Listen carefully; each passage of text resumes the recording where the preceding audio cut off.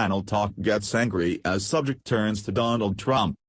New Orleans, Omarosa Manigault Newman became a hostile witness for President Trump's approach to the black community yesterday during questioning at raucous session at the National Association of Black Journalists convention. Manigault Newman, Director of Communications for the Office of Public Liaison and one of the few high-profile blacks in the White House, joined a panel that included mothers who lost their sons to police violence.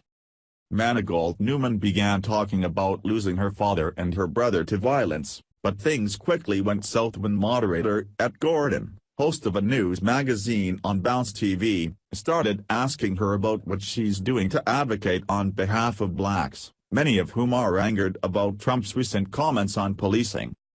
Gordon stepped toward Manigault Newman as he questioned her.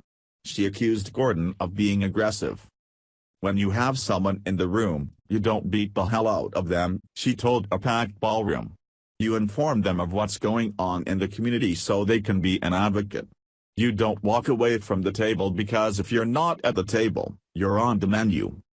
Manigault Newman interrupted Gordon as he tried to ask her how she could sit in a White House with a man who clearly is sending a signal to this country that police don't have to treat suspects gently.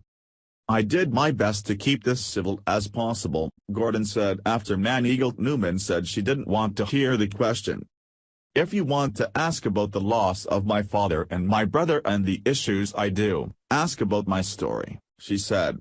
"I'm not going to stand here and defend every single word and statement. Ask questions about me or my father and brother." The packed ballroom began to scream and jeer. About a dozen attendees turned their backs on the stage where Manigault Newman and Gordon were rhetorically sparring.